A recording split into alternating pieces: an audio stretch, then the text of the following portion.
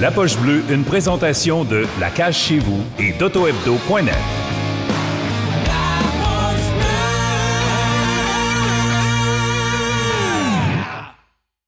J'ai hâte d'y parler, Max, parce que je ne sais pas si vous aviez vu à RDS, le 25 ans d'émotion sur sa carrière, son après-carrière.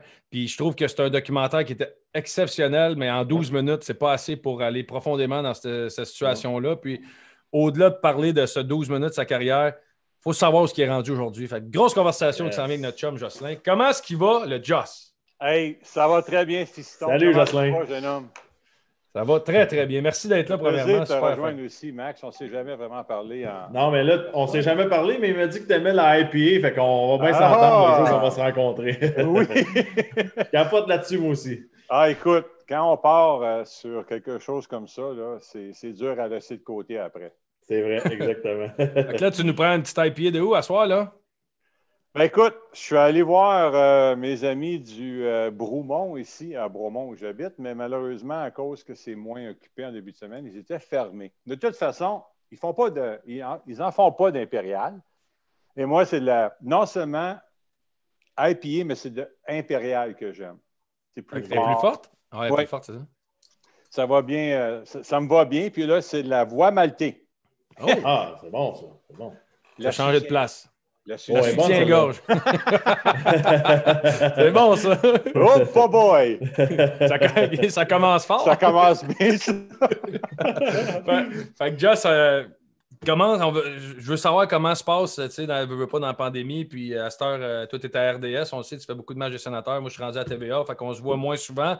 Comment se passe la pandémie? Comment se vit la situation chez vous? Ça va bien, ça va bien. Moi, écoute, une chose que j'ai réalisée, c'est que j'ai fait un bon bout de chemin et surtout pour être bien avec moi-même. En ce moment, on va s'entendre, là, si on n'est pas bien avec nous-mêmes et passer autant de temps tout seul, ça va mal aller. Hein? Ouais. Donc, moi, je suis capable de m'endurer, qui est déjà un bon début. Et puis là, ben, c'est rendu que même ma blonde Mylène, elle aussi est capable de m'endurer à plus long terme. Donc, ça s'améliore vraiment bien, notre affaire. Okay, ça va bien. Oui. Ah, c'est Là, bon. tantôt, tu parlais de nos tournées, mais c'est quand on était en ondes ensemble à RDS qu'on a commencé à s'amuser avec ça, papa, fiston, et ça à cause de quand moi, j'étais dans la Ligue nationale. T'es né en quelle année déjà? 87. Voilà. J'avais 1 an de fait dans la Ligue nationale quand t'es né, mon petit. Hey. Fait que là, Non, mais c'est bizarre pareil, Jocelyn, que tu dis ça, parce que si je vous T'as l'air plus jeune. Si je vous connaissais pas les deux, je regarde et je dis Guillaume, c'est le père de Jocelyn. Ben là, OK. Non. Hey. Restons polis, là. Ouais, c'est ça. Dis que c'est pas vrai quand même. Là. Moi, je suis juste l'invité, je ne peux pas l'insulter. Après 2-3 je vais m'arranger avec ça. On veut parler de... Ah, regarde, tu vois, Simon, le réalisateur, Jocelyn, te fait dire que tu peux m'insulter, qu'il n'y a pas de problème. Non, ça va venir. Ça va C'est venir. gratuit ce soir. Croyez-moi, je vais me dégêner si ce n'est pas trop long. On veut commencer, on va starter au départ, là, c'est sûr. Tu viens de Mont-Laurier, le hockey là-bas. Comment c'était? Tu dis justement, quand tu avais 1 an de fête quand je suis né, fait que, à Mont-Laurier, le hockey, 30 ans avant ça, ça ne devait pas être la grosse affaire. Là. Moi, premièrement, j'ai pas toujours eu mon gros cul et mes grosses cuisses. On a le droit de dire ça, hein? Hein? Oui. En gros, c'était ça, oui. Non, quand j'étais petit, effectivement, j'étais tipite. Donc, j'étais tout petit. Et à un moment donné, tôt en adolescence, ça a changé de bord un peu. Et là, ma mère avait une petite patate frite à côté de la maison. Puis à un moment donné, je pense que je suis tombé dans la potion magique parce que j'ai commencé à prendre un peu de poids. Mais j'étais quand même le premier jeune adolescent à faire du vélo à Mont-Laurier. Les beaux qui sortent, là, puis mon beau 3 vitesses, je pense que j'avais à l'époque. Un CCM brun 3 vitesses. Mais c'est de là que ma force du bas du corps est peut-être venue. Et tu as parlé de mes fesses et mes cuisses, mais moi, là, c'est les mollets, par contre, que tout le monde parle tout le temps. En fait, il y a une bonne bière qui s'appelle Gros Mollet. Ah oui, je sais pas. Ouais, tu as des gros mollets, là. J'en ai acheté juste pour ça. Écoute, je ne suis même pas capable de faire du ski avec des bottes ordinaires. Ça me prend des bottes spéciales à cause de mes troncs d'arbres. Oh, ouais. Mais pour revenir à la question, Guillaume, parce que là, on va se perdre, j'ai commencé à jouer au hockey dans la rue et principalement à cause des voisins, des amis, mon frère. Je me souviendrai toujours la première fois que j'ai patiné. On est allé à une petite patinoire extérieure. Mon frère patinait déjà, jouait au hockey. Et pendant que ses amis se réchauffaient, il y a quelqu'un qui m'a prêté les patins. J'ai mis les patins et je suis parti. J'ai fait quelques tours de patinoire. Et mon frère est arrivé à la maison disant à mes parents il faudrait peut-être que Tipit joue au hockey. J'ai commencé comme gardien, qui n'était pas très remarquable comme performance, mais à un moment donné. Ton frère voulait qu'un gars vous shooter dessus, là. Oui, c'est sûr. Ouais. Moi, j'étais le petit frère avec le gant de baseball, hein? Avec un gant de hockey ici. Puis mon frère prenait à l'époque, Claude a toujours été tellement fier de son tir frappé. Il m'a sacré un bon tir frappé sur le tibia, hein? À -20. Ça fait du bien, ça. Toujours. Puis là, il m'a dit, c'est pas de ma faute, tu avais juste à poigner avec ta mythe. Ben oui, toi. C'était simple que ça. Mais c'est comme ça que ça. L'histoire, là, naît pour être quelque chose. Moi, j'y crois pas. On est né pour être ce qu'on est, puis on devient à force simplement de regarder les gens, d'imiter et de vouloir faire comme eux. Exact. C'est exactement ce que j'ai fait. Puis justement, toi, Jocelyn, tu as été élevé avec un frère qui jouait dans le hockey. T'essayais-tu d'imiter ton frère? Puis c'était comment grandir avec un autre partner qui grandissait dans le monde du hockey? Ben lui a toujours passé en premier partout. Ça m'a donné une chance quand même parce que quand Claude est arrivé, entre autres, Midget 3, qui était la première étape de Claude, sortir de Mont-Laurier, on était à l'époque une région ouverte où il n'y avait pas d'équipe de ce calibre-là dans notre région. Donc, on était considéré une région ouverte. Il y avait un repêchage, sélection. Ouais, il y avait du recrutement. Il y avait même un camp d'évaluation et un repêchage à mon époque. Claude, lui, avait été invité pour les riverains du Richelieu. Oui, c'est vrai. Mais quand moi, je suis arrivé à ce niveau-là, ils avaient changé. Et pour donner une chance égale à tout le monde, ils avaient comme fait un camp d'évaluation, un repêchage. Sinon, c'était pratiquement souvent les mêmes équipes qui allaient chercher ces talents-là de l'extérieur. Donc, Claude, sortant en premier, m'a donné une visibilité. Claude étant repêché premier, m'a donné une visibilité. Et tout le monde, on sait comment ça fonctionne. Ah oui, lui, un petit frère, et peut-être que. Et oui, le petit frère a suivi. Oui, le petit frère en a fait une carrière, mais c'est loin de la même carrière que le grand frère, par contre. C'est une carrière. C'est une très bonne carrière quand même, Just. Très, très, très bonne carrière. Puis si je ne me trompe pas, tes parents n'étaient pas tant que ça dans le hockey. Puis c'est quand même bizarre pour deux parents qui ne connaissaient pas tant que ça le hockey, que deux joueurs se rendent dans la Ligue nationale. Mais puis Josh, c'était pas... Josh, je pense que tu étais gros, t'aimais le ménage, t'aimais aider à la maison, hein, c'est ça, hein? J'ai toujours été plus le fils à maman que papa. Mais Maxime, tu as fait tes recherches. Ça vient d'où, ces informations-là, mon tricheur? Moi, c'est ça que je fais. Hein? Quand tu n'as pas de talent, il faut que tu fasses des recherches. C'est ça. Mais effectivement, j'étais pas le plus talentueux quand j'étais plus jeune. Moi, j'ai toujours été à l'écart. Et ça demeure. Ça a toujours été un trait de caractère. C'est que j'aimais faire mes choses, j'aimais être à l'écart, j'aimais me sauver de mon frère parce que lui, c'était toujours de m'agacer, de m'abuser physiquement par tous les moyens. Mais à un moment donné, c'est que vous aimez ça, les anecdotes. Le jour où le grand frère a réalisé que le petit frère avait pris des forces, c'est qu'après, on joue les deux à l'extérieur. Vous savez comment ça fonctionne. On se retrouve à la maison l'été. Hein? On revient à la maison paternelle et puis là, on passe du temps ensemble. On est dans une piscine et l'autre continue à juste, comme on dit en bon québécois, écœurer le jeune. Hein? Mes parents sont sur le patio. Mon frère m'agace. À un moment donné, j'en ai assez et j'ai pris sa grosse tête, je l'ai calé sous l'eau et je l'ai tenu là jusqu'à temps qu'il arrête de bouger. Ouais, c'était quand même limite. Ouais. Et là, quand il s'est calmé, il est sorti et il dit « T'es fou ». J'ai dit « Non, j'en ai juste assez ». Et c'est là que papa, Gabriel, camionneur, comme tu dis, ne connaissait rien au hockey, mais lui, c'est un travailleur. C'est de là qu'on l'a appris, nous. Un immortel, c'est incroyable les leçons qu'on a apprises de mon père. Mais papa s'est reviré de bord, regardé maman et dit « Ouais, je pense que le gros, parce qu'on a toujours rappelé Claude le gros, je pense que le gros a compris le message, là.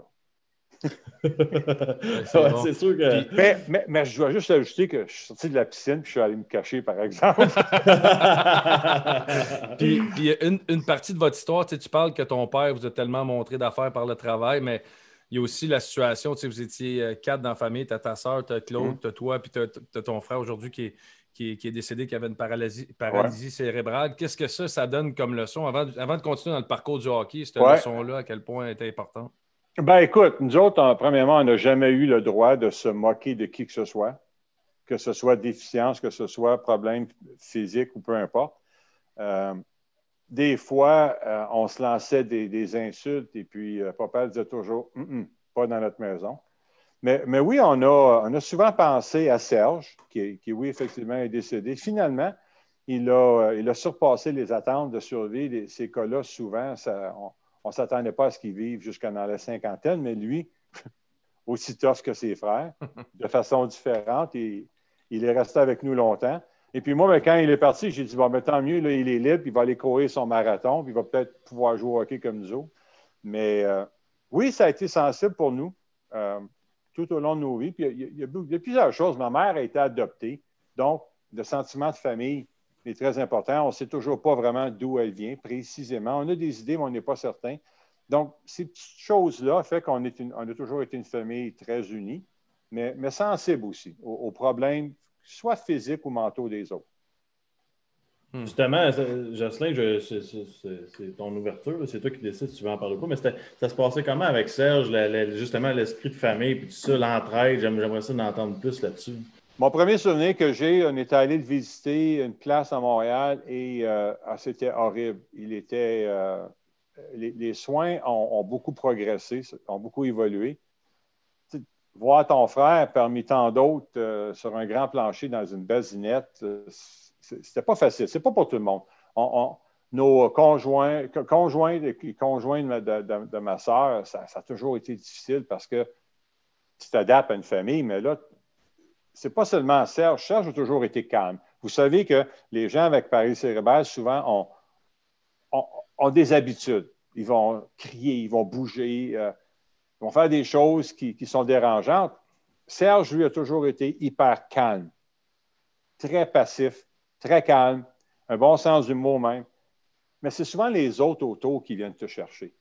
Et oui, je comprends que c'est notre frère, mais Serge a toujours été dans des couches. Ton frère de 40, à la fin 50, qui est encore dans des couches, c'est pas facile. Des choses comme, ils ont dû lui enlever tous les dents de la bouche parce qu'il se mordait toujours les lèvres. Serge était tellement affecté qu'il ne pouvait pas apprendre ces choses-là. Il a appris à manger seul, je pense qu'il était dans la vingtaine, quelque chose comme ça. Donc, ça a été difficile. Pour nous, c'est plus facile parce que c'est notre frère ou l'enfant de mes parents, mais surtout pour les autres, les amis, d'autres membres de famille, là, c'était lourd, pas facile. Est-ce que tu as appris une leçon de Serge? Est-ce quelque chose qu'il a fait dans sa vie que tu as dit « Wow, il m'apprend quelque chose ». Comme j'ai mentionné, il a appris à manger seul. Serge avait les mains comme ça. Vous voyez souvent ça, hein, les gens avec des handicaps. Serge était comme ça. Serge était tout petit parce qu'il n'a jamais marché, jamais couru, donc il était tout petit. De voir Serge prendre une cuillère adaptée pour se nourrir lui-même, wow! Et là, on se dit, j'ai quoi à me plaindre, moi? Mm-hmm. De là, certaines leçons. De là, à certains moments, j'aurais dû y penser plus souvent. J'ai un peu un sentiment de culpabilité parce que dans mes pires moments, j'aurais dû penser plus souvent à Serge pour me rappeler que c'est quand même pas si pire que ça, mon histoire. Mais quand il a appris à s'habiller seul, à enlever ses chandails lui-même, se déplacer dans un fauteuil roulant, des choses comme ça, pour nous, c'était inspirant. Wow, ça doit. Puis après ça, quand on parle, tu sais, le hockey, puis la famille, puis tu parles de ta mère qui était adoptée, tu parles que tu étais un petit gars maman, puis après ça, tu te retrouves. Quand que toute cette bulle familiale-là, il faut la briser parce que vous autres, votre rêve, c'est de jouer au hockey, puis on quitte. Est-ce qu'il y a un sentiment de culpabilité à quelque part dans vouloir partir jouer au hockey, mais laisser du monde en arrière, tu sais, qui... Je sais pas si tu comprends la question vers où je veux l'envoyer. Je la comprends très bien, mon fils.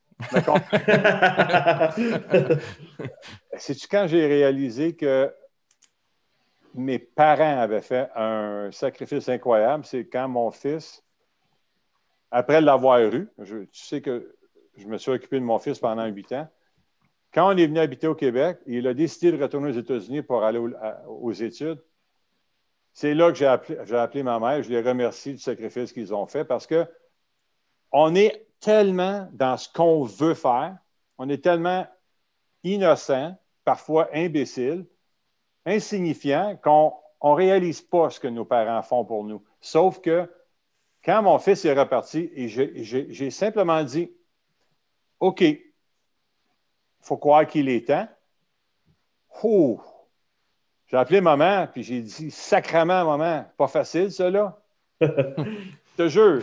J'ai dit merci parce qu'aujourd'hui, je le réalise à quel point ça devait être tellement difficile pour eux parce que mon frère est parti, ma sœur a suivi l'automne suivant et moi, je partais ensuite à 14 ans. Les 3 partis en 3 ans, entre 14 et 18 ans. Puis ils nous ont dit, c'est ce que vous voulez faire. C'est pas facile de faire ça. Mais, d'un cœur incroyable, ils ont dit, allez-y, poursuivez vos rêves. Mon père aurait aimé ça qu'on soit camionneur. J'ai appris à conduire un camion, même le remplir avec un loader. J'ai fait ça, moi. J'en ai mis environ la moitié à côté de la boîte du camion, là. J'avais peur de trop m'approcher. Et là, je versais, puis ça tombait à côté. Oh, excuse, papa. Mais à un moment donné, c'est que oui, c'est les sacrifices des parents qu'il ne faut pas oublier là-dedans. Ah, c'est bon. Puis après ça, tu quittes, tu t'en vas junior majeur, voisin de Laval. Titan de Laval, toi, c'était les Titans ou les voisins? Ah non, les voisins, la dernière année des voisins, la première des Titans. Écoute, repêché par les voisins en première ronde. Et là, il y a un journaliste, je ne me souviens pas, la presse écrite, je ne me souviens plus de son nom, mais qui écrit « On remplace un Lemieux par un Lemieux à Laval parce que Mario venait de partir. » Et si bol. Pas de pression. Merci. Merci. Je pense que ça n'a pas été très long. 2 pratiques, puis ils savaient que ce n'est pas la même chose, là. Hein? On va s'entendre. À l'époque, ils m'ont même donné les gants de Mario. Les mains aussi ou juste les gants? Non. As-tu fait tes recherches ou pas, toi? Moi, je vais te dire tout de suite, je critique jamais les mains de personne. Je fais juste demander s'il y avait les mains aussi. Non, c'est pas pareil. Mais regarde juste les statistiques, mon homme, puis tu vas tout comprendre. Attends une minute. Tu sais quoi, pendant que tu parles à Guillaume, là, moi, il sortait. Ouais, j'adore ça parce que. Junior, là, j'aime ça. Ma deuxième année junior, c'était très bon. Attends une minute. Non, je pense que déjà c'est figé. Attends, est-ce qu'il y a un autre bon le mieux? Attends une seconde, là. Ouais, mais il y a bon, puis il y a, tu sais. Ouais, tabarouette, sérieux. Il n'y a pas de quoi être gêné, là. 125 points en 71 games. Là. Ah oui, mais. 50 secondes. Comme Patrick Huard d'un boys, puis là-dessus, il a été malade 1 mois. Faut juste dire, là, pas besoin de le dire à personne, là, mais j'avais 2 vraiment bons coéquipiers de trio. Ah, Guillaume, il y a un appel. C'est qui le recrue, là? C'est un amende, ça, Jocelyn? T'es un vétéran, toi. Non, mais il est même pas plugué. C'est ça, je comprends pas. C'est mon téléphone de maison. Je comprends pas. Ben, déconnecte ça. Qui s'en sert? C'est une ligne directe qu'il y a chez la Belle Province. Il voulait le review sur Donc là, avant que ton téléphone fasse ce qu'aucun téléphone ne devrait faire pendant que vous êtes en ondes, je disais que ah oui, mes coéquipiers. Oui.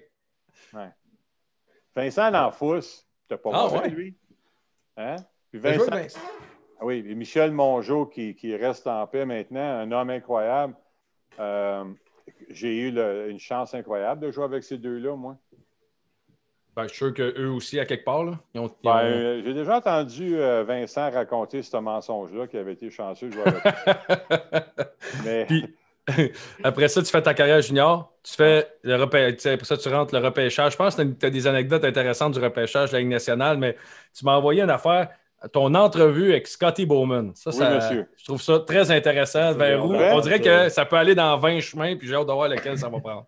Ah, ben écoute, moi, sans vraiment savoir, premièrement, écoute, Scotty Bowman, on avait vu ça longtemps à Montréal, et c'est un grand nom. Et là, je me retrouve dans une chambre d'hôtel. Le repêchage était à Montréal, donc avant le repêchage, on avait quand même rencontré beaucoup de gens. Les gens viennent ici, puis on les rencontre. Et puis, il me demande, il dit, Do you like to win? Est-ce que j'aime gagner? Puis j'ai dit non. Il me regarde. Hein? I hate to lose. Moi qui ne parlais pas beaucoup anglais, je lui ai lâché ça comme ça. Oui, tu peux l'avoir surpris à tabarouette. I hate to lose. Là, il me regarde. Il dit, de toutes mes années, c'est la première fois qu'il y a un jeune qui me répond qui aime plus détester, qui déteste perdre plus qu'il aime gagner. Ben, j'ai dit, parce que moi, c'est la vérité. C'est éclairant, ça. C'est bon. Et là, malheureusement, j'ai pas été repêché par eux parce qu'ils voulaient vraiment miser sur un défenseur. C'est donc Sean Anderson qui était repêché. Je pense qu'il était 5e, eux. Et puis c'est Saint-Louis qui m'a sélectionné au 10e tour. Ben, puis là, quand tu arrives dans le show, comme on dit, il doit t'arriver des petites anecdotes à Saint-Louis dans les camps d'entraînement et tout ça. Eh boy! Écoute, c'était intéressant à l'époque. Premièrement, moi, je quitte Junior, je quitte Laval où j'étais en pension et je m'en vais à Saint-Louis, mais ils m'avaient vraiment très bien dit qu'ils avaient besoin d'aide immédiatement. Brian Sutter était blessé pour comme la moitié de la saison. Donc, ils avaient vraiment besoin de quelqu'un. Donc, moi, je quitte, pas avec un petit duffel bag, là, avec la grosse valise. C'était prêt. Je pense que j'avais mon costume de bain, puis j'avais les trois habits. J'avais tout dans une vieille valise qui était comme en simili-cuir, genre mauve, qui était presque toute des teintes qui tiraient sur le rose, tu sais. Un rouge vin faible. Puis, on s'en va. Un vrai cheap, quand tu fais ça, tu vas à travers. C'était pas mal. C'était ça la couleur. J'arrive à Saint-Louis. Première portion, je suis à l'hôtel et ça va super bien. Mais là, on part pour aller à Peoria, où leur club école était. Et il n'y a pas grand-chose là. Ouais, je pense qu'il est encore là. Peoria. Mais là, je pars avec la grosse valise parce qu'on ne revient pas à Saint-Louis avant que la saison commence. Donc, les gars qui se plaignent aujourd'hui, le camp d'entraînement, trop long, trop difficile, là, hey, wow! On part Peoria et là, les vétérans, là, pensez-vous qu'ils sont couchés tôt à chaque soir? Là? Ça me surprendrait. Hein? Qu'est-ce que tu penses qu'on a appris, nous autres, les jeunes, dans notre premier camp d'entraînement? Arrive juste avant le couvre-feu, puis fais-toi venir une pizza. On a appris des choses très utiles dans le premier entraînement. C'était ça la leçon, hein? Les gars, ça rentrait comme ça. Et puis là, on avait Jacques Martin qui était à sa première année. Et les gars ils lui ont bloqué sa porte d'hôtel avec des morceaux de métal. N'importe quoi. Et on passe, je pense, une semaine à Peoria. Mais là, à un moment donné, c'est que moi, pendant qu'on est à Peoria, je suis tellement écœuré de me faire achaler avec ma façon ou ma tenue vestimentaire. Il ne faut pas oublier, là, à Saint-Louis, c'est conservateur. Ça l'est peut-être encore aujourd'hui. Ouais. Tu dois le savoir. Ouais. Et là, il y avait un Québécois qui est moins. Et les autres, majoritairement de l'Ouest, une gang de cowboys de l'Ouest. Tu sais, Brian Sutter le portait un complet, lui, chemise, cravate avec des bottes de cowboy. Moi, là, qui est arrivé là avec mes petits habits carottés, là, ça ne fonctionnait pas. Hein? Pâte d'éléphant. Ah! Et là, je vais voir M. Caron, le prof Caron, puis je lui dis, écoutez, là, je pense que je dois essayer de m'acclimater un peu à ma gang, là. est-ce que je pourrais avoir un peu d'argent, une avance sur mon per diem, peu importe, là, pour aller magasiner parce que, tu sais, quand tu es rendu, là, quand tu en as jusque-là, là, tu te dis, écoute, je vais changer mes vêtements parce que j'en peux plus. J'avais même pas joué un match de la Ligue nationale encore que je devais apprendre l'anglais pour pouvoir avoir une conversation autour d'une table. Là. On va s'entendre. Ouais. Tu sais, des yes, no, puis fuck you, je savais le faire, là, mais à part ça, pas grand-chose. Puis ensuite, il me clouait mes souliers au plancher. Il coupait mes sous-vêtements, coupait mes cravates, arrachait les boutons de mes chemises. À un moment donné, j'ai dit, là, M. Caron, je pense que j'ai compris. C'était intense pareil, là? Ben, c'est resté avec moi longtemps. Puis de toute façon, on en a vécu des choses qu'on se souvient du début de carrière qui n'ont pas été faciles, le traiter injustement et de manque de respect. Mais à 18 ans, je suis obligé d'aller magasiner à Peoria. J'ai trouvé quoi, tu penses, à Peoria? Comme il n'y a pas grand-chose. Rien de mieux qu'à Saint-Louis, là. Il n'y avait pas de boutique America que moi, j'aimais beaucoup dans le coin au Québec à l'époque, l'America. Avez-vous connu ça, vous autres? Ça devait être ça à la fin, d'après moi. C'était comme pas mal preppy, là. Oui. Je me rappelle de ça. Preppy, il faisait longtemps que je n'avais pas entendu ça. Avec les petits polos que le collet relevé, là. Écoute, mais quel camp d'entraînement. Là, on part de Peoria pour partir dans l'Ouest sur un voyage de 13 jours. Avec la valise. 13 jours. On a fait le tour de la Californie et de l'Ouest canadien en camp d'entraînement. Puis moi, je faisais quoi? Je traînais ma grosse Christie de valise avec moi partout. À chaque fois qu'on arrivait à l'hôtel, je vidais ma valise. Après ça, on partait, je rentrais ma valise. Là, je me promenais dans... Allez, hein? Pas de vol nolisé, là. Ah non. Bon. Ah ouais? Et là, moi, avec ma grosse valise tout le temps, il y a même des gars qui devaient m'aider tellement j'avais du stock. J'étais parti pour 3 ans, je pense. Là, finalement, la bonne nouvelle dans tout ça, c'est qu'on arrive à Edmonton à la fin du camp d'entraînement et là, on m'informe que je vais rester avec l'équipe. J'en ai bu de la tequila ce soir. T'as-tu rajouté une valise? Une valise quand tu fais l'équipe ou tu l'as juste laissé à la maison? Je suis retourné à Saint-Louis avec, puis je pense qu'on l'a encore quelque part en storage. Oh, j'aime ça. On aimerait ça l'avoir un jour, honnêtement. Là, on aimerait ça l'avoir. Là, après ça, tu te rends... C'est le rêve de tous les Québécois, le Canadien de Montréal. Tu as vécu des bons moments avec les Blues, mais tu t'en vas avec Montréal. Bien, les bons moments, oui. Effectivement, ma première saison, j'avais quand même 10 buts à Noël. Demi-saison, 10 buts. Malheureusement, dans certaines choses que j'ai mentionnées à Fiston aujourd'hui par texto, tu trouves ça drôle, hein, toi, Maxime? Fiston, ça me fait rire au bout. Mais première année, le fameux party de Noël sur le patinoire. Ouais. Il y a le conducteur de Zamboni, l'épée, qui est venu à côté de moi, il me fait sauter les pieds puis il m'a passé sa main avec son patin. Ben oui, non. Ouais.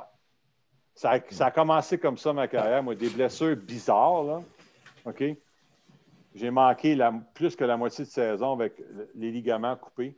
Puis, après ça, ça a été long à revenir. Honnêtement, là, quand je suis arrivé à Montréal, j'avais encore les 2 doigts toujours ensemble parce que le petit doigt n'avait plus de force. Mes doigts dans mon gant en étaient un seul. Parce que le petit doigt, lui, il voulait juste rester comme ça tout le temps. Là, je suis capable. Regarde, il bouge. Là. Mais c'est comme ça. Quand je parlais de blessures bizarres, niaiseuses, imbéciles, c'est ça mon histoire, moi. J'arrive à Saint-Louis, ça commence super bien. Je joue sur les 2 premiers trios. Comme j'étais junior, c'était exactement une réplique à ma première année. Je jouais avec Bernie Federico, Mark Hunter ou Doug Gilmour et Pazlowski. Ça allait pas mal. Bernie, là. Ça allait pas mal. Là. Hein? Bernie, ça allait. Le gros problème avec Bernie, il m'a compté une bonne. Bernie, pas le meilleur patineur. On va s'entendre. Mark Hunter, encore plus slow. Mais qui était toujours hors jeu? Jocelyn. Là, Bernie dit, Kid, reste en arrière de moi, arrive pas à ligne bleue avant moi. OK. Là, j'étais comme, tu sais, 1001, 1002, 1003. Je devais compter à 10 avant de partir de ma zone parce que moi, j'avais une vitesse dans le tapis. Et là, j'arrivais à la ligne bleue. Oh, hors-jeu encore. Jacques Martin vient voir à un moment donné. Il dit, ouais, je pense que ça ne fonctionnera pas avec lui. Qu'est-ce que tu penses? Peut-être on va aller avec Doug Gilmour. OK. Parce que Federico, lui, voulait la garder jusqu'à la ligne bleue. Lui, c'était pas un passeur en zone neutre. Un peu comme Wayne, beaucoup moins bon, d'accord, mais il voulait absolument entrer en territoire offensif, ralentir, et là, peut-être aller à Hunter ou l'ailier gauche qui arrivait. Il ne faut pas oublier que Bernie jouait avec Brian Sutter habituellement. Brian n'était pas un excellent patineur. Donc là, moi, ils me mettent là avec eux, puis moi, je voulais juste aller le plus vite possible. Ça ne fonctionnait juste pas. Mais c'était bien parti. Et là, avec la blessure, bien, je manque la moitié de saison. Ensuite, j'arrive à Montréal. Puis, Montréal, écoute. Là, tu dis premier match à Montréal sur l'alignement partant. Là. Ça m'intéresse. Ça m'intéresse. Mais ça, c'est quand je joue pour Saint-Louis. Pour Saint-Louis. Ça, c'était un peu gênant. Parce que là, Jacques me dit, aliment partant, vas-y. OK. On est sur la ligne bleue. À l'époque, c'était M. Mouton encore qui était là. Mm-hmm. Là, l'hymne national américain part. Quand ça finit, qui est le seul imbécile qui part pour faire un tour de patinoire? Ah non. Oh non. T'avais oublié l'hymne canadien. La tête en bas, on part. Je fais le tour. J'arrive à la ligne bleue. Puis tout le monde est encore sur la ligne bleue. Mon frère est sur le banc, puis il fait. et là, j'ai l'impression que M. Mouton a peut-être attendu que je revienne avant de dire et maintenant l'hymne national canadien. C'est peut-être de là que ça vient le taux d'honneur des jeunes maintenant qui patinent tout seuls. Hey, ça, c'est drôle à jouer contre son frère, ça doit être un feeling bizarre pareil. Là. Être son frère, ça a toujours été bizarre, mais jouer contre lui, c'est encore pire. Mais jouer avec. Attends une seconde, là. Monsieur Burns, Pat Burns pense que c'est une bonne idée de me faire jouer avec. Et là, il me fait jouer avec Claude et Bobby Smith. Il n'a pas eu plus exigeant, je pense, dans l'histoire du Canadien de Montréal qu'un gars comme Bobby Smith. Parce que lui, ça lui prenait un chandail de couleurs différentes parce qu'il est... Daltonien. Oui, merci. Fait qu'on était toujours en orange. C'est la seule couleur qu'il pouvait voir. Et là, il me fait jouer. Smith, le mieux et le mieux. Lui, Pat Burns appelait ça la ligne des avocats. Smith, le mieux et le mieux, tu sais. C'est vrai que c'est un beau nom de brand. C'est l'avocat, tabarouette. C'était pas une firme d'avocats, c'est une firme de désastre, tabarnak.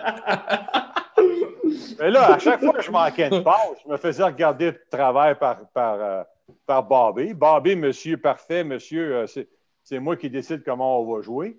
Puis là, je manquais une passe, Claude me criait après. Ça a été intense, ce bout-là, mais j'ai quand même participé à un but. Bobby Smith de le mieux et le mieux. C'est ça mon histoire à Montréal. C'était que la firme d'avocats.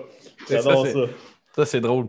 Puis, fait que là, tu as fait Saint-Louis, tu es allé à Montréal. Après Montréal, tu es allé à... Windy City, Chicago.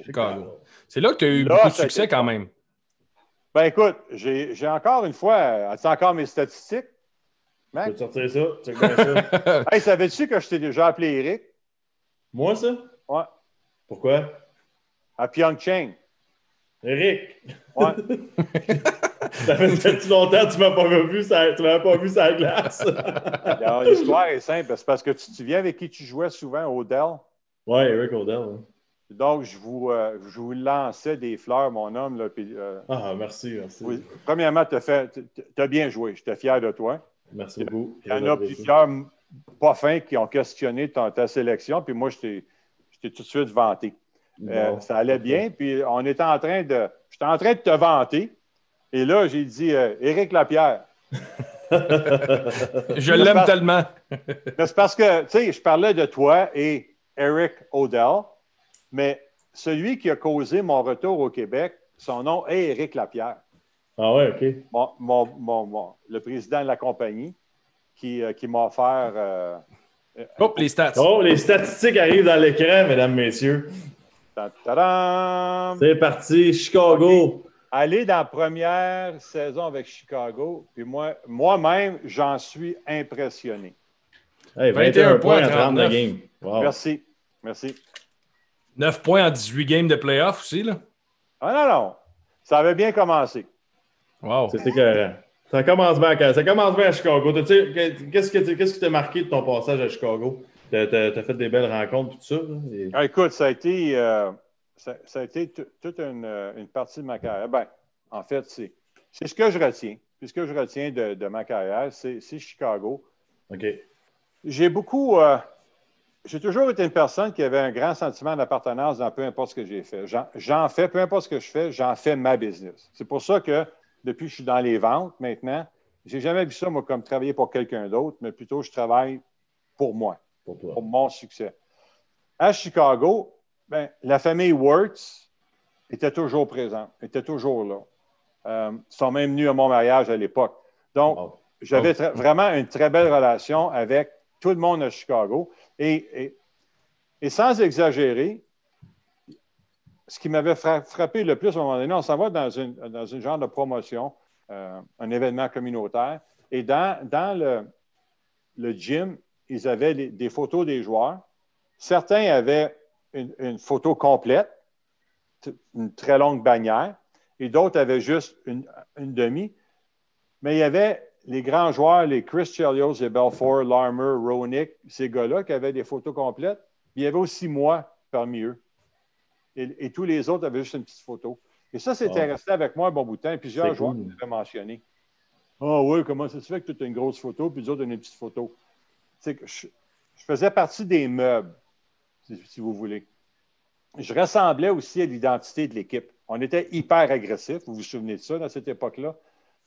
Moi, je l'étais aussi. Il y avait même un petit coin dans le vieux Chicago Stadium, ça s'appelait le Muse Loft. Un groupe de partisans qui avait une grosse bannière là. Ah, c'est cool. C'est vraiment la première, en fait, la seule fois où j'ai ressenti ce sentiment d'appartenance-là envers une équipe. Et mon plus gros regret, c'est de ne pas avoir été assez patient pour attendre que l'entraîneur parte. Mm-hmm. Parce que dans l'historique de nos carrières, souvent, les joueurs durent plus longtemps que les entraîneurs. Et souvent, c'est juste d'être patient et d'attendre. Mais moi, j'ai toujours été basé sur le progrès, l'avancement et le futur. Et moi, de vivre avec le moment stagnant qui ne progresse pas, ça a toujours été inacceptable pour moi. Il fallait que ça avance vite. Hein. Mon manque de patience a fait que j'ai quitté Chicago et ça n'a jamais été la même chose après, mais quand même. Puis après ça... Puis après, tu sais, Jocelyn, on connaît l'histoire. Comme Guillaume disait, c'était incroyable, le documentaire 25 ans d'émission, puis tout ça, RDS. Ouais. Après, on rentre dans l'adversité, puis je pense que tu as l'air très, très bien aujourd'hui, puis je suis bien content. Puis on va commencer les placements financiers, puis tout ça. Tu sais, on le sait, dans le monde du hockey, tu te fais toujours approcher par quelqu'un qui connaît quelqu'un, puis il connaît tout dans le monde de la business. Oui. Mm-hmm. Ben, moi... Il y a un peu ça, mais le fait qu'après avoir été échangé souvent, changé de ville, quand le temps de prendre ma retraite est arrivé, dans ma tête, c'était fait, là, je veux m'occuper de ma famille, m'occuper de mon épouse, mon fils. Et ce que je n'avais pas compris encore, c'est qu'il est encore possible de se faire échanger, mais là, c'était pas au hockey. Il restait un trade, puis il était sans compensation. Ouais. Elle avait trouvé mon remplacement, tu sais. Fait que ça a été dur à avaler, à digérer, à accepter et à pardonner. Mais on en est rendu là depuis quelques années. Tout ça est derrière. Et je suis content que tu dises que ça a l'air de bien aller parce que ça va vraiment bien. Good. Ça fait 10 ans que je suis revenu au Québec et je dirais que ça fait ça fait pas 10 ans que je suis convaincu que c'était la bonne décision. Là. Au début, je suis revenu, j'ai dû m'acclimater. J'avais mon fils qui devait apprendre le français, un anglophone né à Hartford. Par contre, son séjour au Québec a été fantastique, Josh. Quand il a décidé de vraiment s'y mettre pour apprendre le français, parce qu'il n'y avait pas le choix, la loi 101 a forcé Josh à aller à une école francophone. Ça a été tellement difficile, mais le jour que lui a décidé que là, il n'avait pas le choix, qu'il s'engageait, bien, après 2 années d'école, sa note finale en français était supérieure à la moyenne de sa classe. Wow. Donc, c'est un jeune qui est brillant, j'en suis tellement fier. Une des raisons pour lesquelles que je dis que je suis tellement bien et je suis bien où je suis, mais je suis aussi bien où mon fils est. Même s'il est parti, il fait sa vie remarquablement bien à Austin, au Texas. Et puis, vous avez vu les tempêtes de neige au Texas récemment. Josh a fait du porte-à-porte pour aller offrir sa pelle aux voisins. Wow. Parce qu'il leur montrait un peu comment déneiger des autos. Il connaît ça, c'est sûr. Il s'est même promené en ville pour aider les gens à sortir des bancs de neige en leur disant pas trop vite. Non, non, non. Appuyer légèrement. En tout cas, il a fait le tour. Donc, est-ce que je suis fier? Puis en plus, ben, je suis maintenant grand-père de 2 belles petites filles à cause de mon fils. Donc, wow. Il y a énormément de belles choses qui se produisent depuis. Et une boucle, à mon avis, ne se referme pas sans que tous les éléments soient revenus. Donc, le bien-être personnel, je le vis. Je suis vraiment bien avec qui je suis, malgré mes grosses fesses et mes grosses cuisses. Et malgré que tous les complets qu'ils nous fournissent ne me font pas. Mais c'est un petit problème. Mais au travail, ça va vraiment bien. La compagnie pour qui je travaille depuis que je suis revenu au Québec, à part RDS, mais distribution Amiel au début, maintenant distinctive, la famille Amiel, Éric Lapierre, de qui je t'ai parlé tantôt, m'ont permis de progresser. C'est pour ça que c'est important pour moi. C'est pour ça que je vais toujours rester là, tant aussi longtemps d'apprendre, de progresser et d'avancer. C'est exactement ce que je vis avec eux. Et puis, je suis en amour depuis 6 ans avec une femme qui me garde très, très honnête, disciplinée, financièrement disciplinée. Et j'ai beaucoup appris d'elle. Elle est aussi dans les ventes, donc on parle beaucoup de ça. J'ai beaucoup appris d'elle aussi. Donc, Jocelyn, je veux t'en parler un petit peu plus en détail parce qu'il y a beaucoup de personnes sur le chat en ce moment qui posent c'est quoi le documentaire à RDS, tout ça. Moi, ce que je veux dire, dans le fond, parce que c'est important, la santé mentale, on en parle souvent, mon puis Guillaume, puis toi, Crime, tu as réussi à te relever, puis tu as retrouvé ta confiance, tout ça. Puis il y a une affaire qui m'a marqué, moi, c'est que tu étais dans la voiture à un moment donné, puis tu pleurais, puis tu n'étais même pas capable d'acheter du lait à ton fils, puis tout ça. Puis là, tu te relèves comment de ça? Parle-moi un peu de ce moment-là, puis qu'est-ce que c'est le déclic à partir de ça? Tu t'en relèves difficilement. C'est un moment qui est difficile, mais je dois avouer que ces moments-là ont créé une relation incroyable entre mon fils et moi, premièrement. Et ça lui a donné... Ce qui est le plus satisfaisant maintenant, c'est comment prudent mon fils est avec son argent, avec ses revenus, avec ses dépenses. Entre autres, il vient s'acheter une maison, il m'a consulté avant. Puis il est beaucoup plus intelligent que son père parce qu'il est directeur des finances dans un concessionnaire Kia à Austin. Moi, les finances, ce n'était pas vraiment ma force. Mais ce sont des erreurs qui ont fait que je me suis retrouvé sans monnaie même pour acheter du lait. Ça n'a pas duré longtemps. C'est peut-être une journée. Vous savez, quand on reçoit un chèque et on va le déposer à la banque, à l'époque, là-bas, il y a toujours une période de retenue avant que tu puisses prendre un peu d'argent. Là, le problème, c'est que j'avais déposé mon chèque, bien, je ne peux pas en avoir avant quelques jours. Tu te retrouves même sans essence dans ton auto, mais tu dois aller travailler. Tu es obligé d'emprunter de l'argent à tes voisins, ce que j'ai fait pour me permettre d'aller travailler. Je sais que c'était quand même à temps partiel, une courte durée, mais je suis quand même parti de l'Arizona à un moment donné parce que j'ai dit, OK, là, j'en ai assez. j'ai dit à la banque, vous pouvez reprendre la maison et compagnie de financement de reprendre le véhicule, puis c'est comme ça. Tu as juste tourné la page, hein? Rapidement, je suis venu au Québec au mois d'août pour l'anniversaire de mariage de mes parents. J'ai rencontré, par hasard, Stéphane Matteau m'a dit qu'il avait rencontré quelqu'un qui avait mentionné que cette compagnie-là cherchait quelqu'un. Stéphane, n'étant pas intéressé, m'a dit peut-être que tu pourrais y aller. Il me semble que ça t'irait bien. Tu pourrais revenir au Québec. Je les ai rencontrés.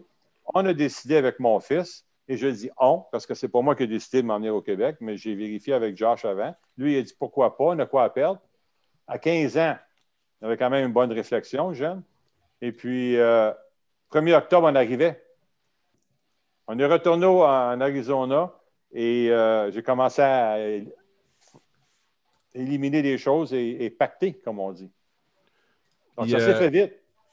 Mais tu as commencé aussi, tu as eu des problèmes, tu as commencé à prendre de la médication pour oublier tout ça. Puis il y a même un soir que tu le racontes, qu'ils t'ont donné du charbon pour. Tu en avais pris un peu trop. Ah oui, le cocktail de charbon, c'est tellement bon, ça. Mais c'est pas un de mes plus grands moments, mais l'intention n'était pas de fermer les yeux à jamais. Pas du tout. Mais le fait, c'est que les gens font certaines choses souvent pour oublier, pour engourdir, hein, pour arrêter de souffrir. Les gens qui vont commettre ces choses-là, moi, je peux les comprendre. Est-ce que j'étais rendu à ce niveau-là? Non. Mais j'étais rendu à vouloir tout fermer les rideaux, fermer les portes, parler à personne et peut-être dormir pendant 2-3 jours pour arrêter de souffrir. Quand je parle de souffrance, c'est que pour des gens physiques comme nous, qu'on a été toutes nos vies, le problème, c'est que c'était pas juste mental, mon histoire, c'est que mon dos me faisait souffrir le martyre. Mon dos me causait de très grands problèmes. J'étais incapable de faire quoi que ce soit physiquement. Donc là, à un moment donné, c'est que tu perds ton identité en tant qu'athlète, en tant qu'homme, parce que là, tu viens de te faire laisser, et tu te retrouves avec ton fils, mais seulement à temps partiel. Ça fait beaucoup à gérer rapidement. Et en plus, physiquement, souvent, quand ça ne va pas, on dit « Ah, regardez aujourd'hui, là, je suis allé faire 2h30 de raquette avant de vous parler. » Tu sais, quand on est capable, tu vas t'évader, tu vas aller jouer au golf, tu vas faire quelque chose, tu vas aller t'entraîner, ça fait du bien. Donc, tout le monde le sait, hein, que l'activité physique est bon pour le moral, pour le mental. Mais là, quand même ton physique t'est arraché de toi-même, là, j'en étais rendu là, c'est que là, il n'y avait plus rien qui allait. Plus de sortie, ouais. Il n'y avait plus rien qui allait. Donc, j'ai juste pris ce qui restait dans le fond d'une bouteille de Tylenol PM. Mais le gros problème, c'est que des Tylenol PM, c'est pas ça qui va te tuer, mais c'est ce que ça va faire à ton foie. C'est tous les dommages qui pourraient causer de gros problèmes majeurs. Et je me suis retrouvé à l'hôpital simplement parce que mon frère est arrivé et puis là, il voulait me parler de ma situation avec mon épouse à l'époque et tout ça. Et là, il trouvait que je n'étais pas vraiment là. Il dit, voyons, qu'est-ce qui se passe? Tu ne me réponds pas. Et là, c'est là que c'est sorti. Et Claude m'a emmené à l'hôpital. Et c'est là que j'ai pris le fameux cocktail. Mais encore là, quand tu parles d'humiliant, c'est que tu es obligé de répondre aux questions des gens qui vont te soigner. Les autres sont obligés de documenter pourquoi tu es là. Qu'est-ce qui s'est passé? Mais c'est là que ça rentre dedans encore plus. C'est que tu te dis, mais voyons, j'en suis rendu là. Moi, je l'ai eu, cette réflexion-là. Ça n'a pas de sens. C'est correct d'engourdir le mal. Écoute, les 2,22, connaissez-vous ça? Non. C'est un genre d'antidouleur, mais il y a des Tylenol, en tout cas, il y a trois composantes là-dedans. Et puis, moi, j'en prenais parce que ça ne t'endort pas, mais ça engourdit. J'ai eu vraiment des gros problèmes de dos, qu'aujourd'hui, ça va beaucoup mieux, Dieu merci, mais ce n'est pas une chose qui m'a amené à vouloir tout engourdir. C'est tout ça ensemble. Et qu'est-ce qui est arrivé qu'à un moment donné, tu as dit, là, tu sais quoi, je vais être heureux, je m'en retourne au Québec, puis je tourne la page, puis je repars à zéro ou whatever. Bien, c'est simplement que ça faisait quand même plusieurs années que je venais avec mon fils, on va emmener en vacances. Ma famille me disait, pourquoi tu ne reviens pas? Et je disais toujours la même chose. Pour faire quoi? C'est pas comme si tu as des réserves. j'en avais plus de réserve. Donc, je ne pouvais tout simplement pas partir de l'Arizona pour venir inventer quelque chose ici. Ça me prenait quelque chose pour me supporter en arrivant. Quand tu dis tu n'en as pas assez pour un mois, même tu n'en as même pas assez pour tout te déménager parce que ça coûte cher de déménager de l'Arizona. Là. Ça, c'est grâce à mon frère que j'étais capable de déménager. Mais quand on calcule ça, là, c'est loin. Et là, je n'étais pas dans une position de dire, ben, je laisse tout ici et je m'en vais au Québec et je pourrais tout me racheter ce que j'ai besoin au Québec. Non, ça ne fonctionne pas comme ça, là. Donc, tu es un peu prisonnier. Et quand j'ai fait les démarches, j'ai réalisé que, sais-tu quoi, c'est vrai qu'on n'a plus rien à perdre. Mon fils avait raison. On a quoi à perdre, papa? On y va. OK. Donc, je suis arrivé, mais avec quand même la garantie que non seulement je commençais à travailler pour la famille Amiel dans la représentation d'électroménager, mais RDS me donnait aussi un peu de temps en ondes pour compléter tout ça. Donc, je remercie ces gens-là et je suis encore avec RDS, ça fait 10 ans. Et aussi, excuse Guy, mais un moment, moi, qui m'a touché quand j'ai regardé, c'est que je reviens à la peine de lait, mais ton fils t'a quand même dit « Don't worry, daddy ». Ce qui m'avait le plus touché, et je pense pas que c'était sorti dans le documentaire, mon fils m'a déjà offert de vider sa banque. Ah ouais. Il dit, papa, prends ma banque. Ça, c'était lourd, là. C'était lourd. Mais, regarde, j'ai dit non. Non, on va s'arranger, mais il n'y en est pas question. De là, cette relation incroyable que j'ai avec. Oui. C'est pas tous les enfants qui devraient vivre ça. Là, je ne suis pas en train de dire à tout le monde que les enfants devraient connaître tous nos secrets. Il y a beaucoup de parents qui pourront jamais pouvoir en parler à leur enfant. Ouais. Moi, j'ai été dans une situation que, étant donné que je me suis retrouvé tout seul avec, il y a des choses que je ne pouvais pas cacher. Donc, on en a développé une relation absolument incroyable à cause de ça. Ça doit être tête. T'en serais où aujourd'hui? Ou t'as-tu déjà pensé à si tu n'avais pas eu d'enfant à ce moment-là? Oh! Wow! Ben, vous la connaissez à raison, la réponse. Ouais. J'en aurais pas eu de façon... Ben, on dit ça. La famille est toujours là, hein? Mm-hmm. À un moment donné, là, quand j'ai réalisé que tout était parti, quand ce que nous, on considère comme étant tout, OK?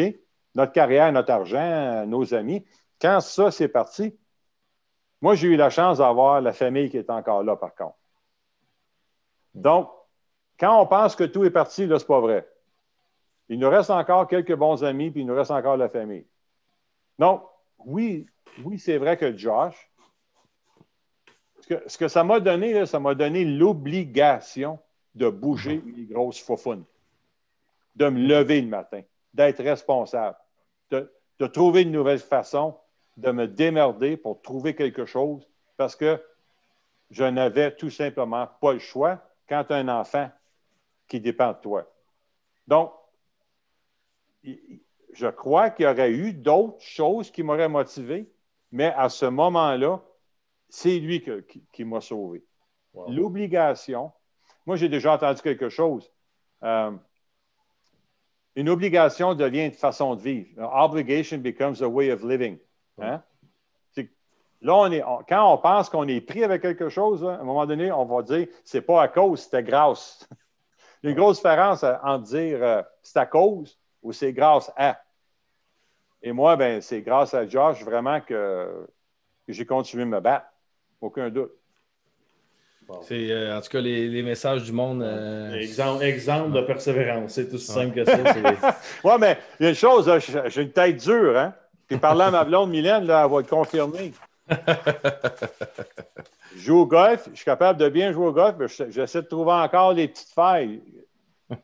Tout ce que je fais, je veux le faire au plus haut de mon potentiel. Je fais du ski alpin, je suis allé voir des vidéos pour trouver la bonne technique. Ah oui? Je fais du vélo de montagne, c'est la même chose. J'aimais pas mes tournages, je suis allé fouiller pour trouver une façon de tourner. sans tomber tout. C'était écœurant, ça. Parce qu'on va s'entendre, là, vélo de montagne, je me suis quand même pété la grosse gueule là, une couple de fois à vélo de montagne, fracture. Là. Tu sais, quand je te parlais des mauvaises blessures, là, Ouais. il y en a une. 2 jours avant le camp d'entraînement, vélo de montagne en Arizona, fracture de la clavicule, je manque 10 semaines. C'est intelligent, ça, Ça gros commence conon. mal. Hein? Là, les gens qui me prennent en pitié devraient juste réaliser que le gros, là, il en a mérité quelques-unes pareilles. Là. Ouais. Tu sais? Non, non. Ouais, C'est bon. Good Merci, job, Joss, Jocelyn. d'être venu nous voir. C'était écœurant. Le monde Ouais. adore ça. T'es un exemple. Hein, t'es tombé, ça arrive à tout le monde, mais se relever, il faut le faire. Puis tu l'as fait, puis good job. C'est un exemple à suivre. C'est le plus important, là, oui, OK, il y a des leçons à apprendre, là, mais aujourd'hui, quand je te dis la boucle est fermée, là, je suis chanceux, j'ai des gens formidables autour de moi, des amis ici à Bromont, c'est le paradis ici, j'adore ça, puis je me sens vraiment, vraiment chanceux. En bout de ligne, là, aujourd'hui, je suis chanceux d'avoir rencontré Mylène, sa famille, des beaux-frères, belles-sœurs, fantastiques. C'est ça le plus important, hein, de pouvoir avoir un groupe autour de toi qui t'entoure, des gens qui te ressemblent, puis on continue de se rassembler à cause de ça, c'est fantastique. Good job. Et là, je voyais en arrière toutes les photos. Je vais t'envoyer la mienne par la malle. Là. J'ai vu que je ne suis pas dans les photos. Là. Je me sens. Mon père qui n'a pas ma photo. Commence à manquer de place un peu. Et mon fils prend beaucoup d'espace de ce côté-là. Là. Moi aussi, je prends beaucoup d'espace. Et de ce côté-là, c'est ma famille. Puis juste là derrière, là, vous ne la voyez pas. Je l'ai caché. Volontairement, Mylène est cachée juste derrière moi. Là. Je l'ai pas. Ah, c'est bon. Thank you, Joss. Merci beaucoup, Jocelyn. C'est très apprécié. Continuez votre bon travail, messieurs. Merci. Salut, beaucoup. on se voit pour une petite bière bientôt. Vraiment fier de toi, fiston. Continue. Thanks, Dad. C'est ça, fiston, là. Il s'en débarrassera pas, les jeunes. Jamais. Non. Je vais l'appeler de même, moi aussi, à cette heure. Le monde sur le chat, Fiston Tender. Fiston Tender, exactement. Thanks, Joss. Salut, mon chum. Salut, Jean. Ça fait plaisir, messieurs.